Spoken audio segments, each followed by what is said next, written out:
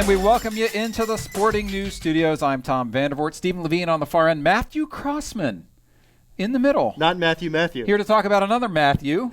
Tyrann Mathieu, LSU, very explosive football player. You got to know him a little bit. Tell us about him. I did. I went down and interviewed him down in LSU, and you watch him play, and he's ferocious on the field. We were talking off camera about the way he forces fumbles and how angry he looks, how aggressive he is. He's just explosive. It looks to me like he's just pissed off that you have his football. Give it to him, football, you know? And I sat next to him for an hour talking to him, and he is the opposite of that off the field. He is, he became, one with a chair and just very calm and relaxed. But yeah, you put him, I think it's mostly football, but anything competitive, and he gets after it. One of these flip the switch guys. And you talk about a guy that changes a game. Yeah. You think about turnovers and special teams play. You think about, shutting down. How good of a cover corner is this guy? That's one question I had. Well, he's an All-American, so I would say that makes him, I think that makes him one of the two best. So many of the big plays we see are causing fumbles or picking them up or returning kicks, but there is shutting down the other team's top receiver. There is. He said something really interesting. He put it in a way that I've never heard anybody talk about it before. He said when coaches watch film, they put a box around the ball, and that if his goal as a defender is to be in that box. And I think that's what makes him so special is he's always around the ball.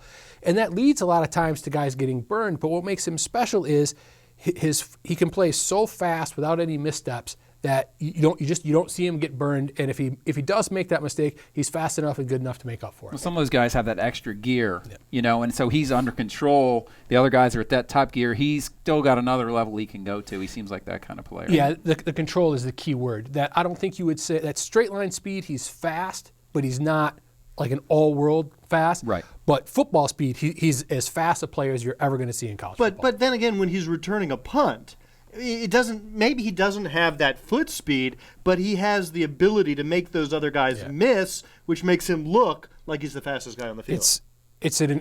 I spent a lot of time talking to opposing coaches, saying simply, I use John Elway as an example. He had an incredible arm and an incredible athleticism. You could see that that's what made him good. You look at Sammy Watkins of Clemson. He's just faster than everybody else. That's what makes him so good. With Mathieu, he's small, he's fast but not super fast, so it's sort of hard to put a finger on what makes him so great. And what makes him so great is being in that box, being aggressive, and always being under control. Now, you mentioned his size. He's not the biggest guy in the world. He claims to be 5'9.5". I'm not. He's like 175 pounds. Yeah, he's like I'm my bigger than size. he is, I know. man. Oh, you're bigger because of all the pork sandwiches. Yeah, him just a little guy. You go ahead and tell him that, and he will remove your head from your shoulders. Well, I mean, he's not. I think average-sized people like to see an average-sized guy making an impact like he does on the football field. It's kind of funny. He's 19, so conceivably he could continue to grow.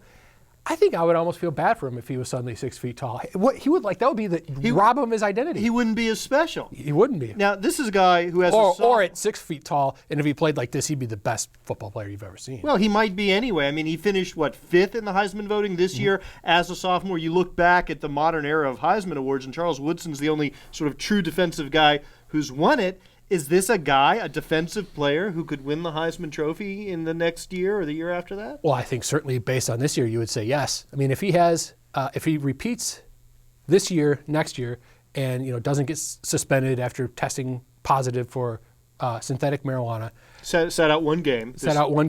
A defensive player finishing in the top 5 in the Heisman when he sat out a game for that suspension, it's incredible. It says a lot. Certainly, he's obviously in the conversation already. And obviously, a guy's going to have a big impact in the national championship game. Certainly. Fun to watch, man. Fun guy to watch. I think as a defensive player, it's not even close. There's nobody nearly as much fun to watch as him. And he likes that.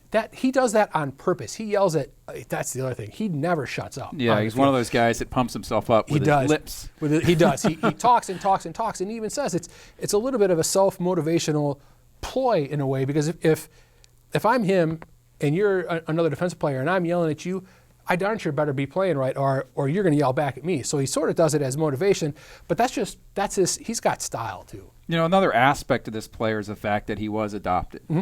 And how does that play into his aggression or how he plays on the field? You talked to him a little bit about that. I did. It was a really emotional part of the interview. I thought I was surprised by some of the things he said. That he basically said, it's like there's two of me. There's the one guy that's loving, and I've not talked to a player who uses the word love more than he does, who cares for his teammates and his family. But then there's the part of me, and he said, I don't want you to take this the wrong way, but that's angry and that's confused, and I take that out on the field. And that explains a little bit the way he rips the ball out and the way he plays so aggressively is he's sort of expressing himself emotionally out there. No, I think there are a lot of players who do that, and you do have the concern, okay, if you express your anger on the football field, what are you going to do when you don't have football to play anymore? And I think that's a question he'll have to answer in the years to come. But he's got the love to fall back on, so well, to deal with his anger. One last question I want to ask you, because I love one aspect of your story where you talk about how his coaches were going to move him to safety, and he basically transitioned from corner to safety in the span of 45 minutes, talking to his coach and then a little bit on the field. Yeah, sometimes you can say a player is smart, and sometimes you can prove it, and I think that story proves it. That his position coach, Ron Cooper, said a football coach would say you can't do this, but with him you can, because he's got this instinctive understanding for the of the game. He does, and I was talking to him about that. He said something really interesting about from the time he was 7. He said he knew more about the game than the other little kids. So he said he'd be running with the ball, and he would go this way because he knew the other 7-year-old didn't understand defending the cutback. Right, so he'd be going this way, put his foot in the ground, and go that way. 7-year-olds don't know that. 7-year-olds are just running around playing. But he was setting up defenders when he was 7. So he's a lot faster than them too. Probably. Well, so there's something different going on. Yeah. When you've got in the way he talks about the game, he's playing at a different prodigy. level. Yeah, in some ways. Just like Matthew Crossman.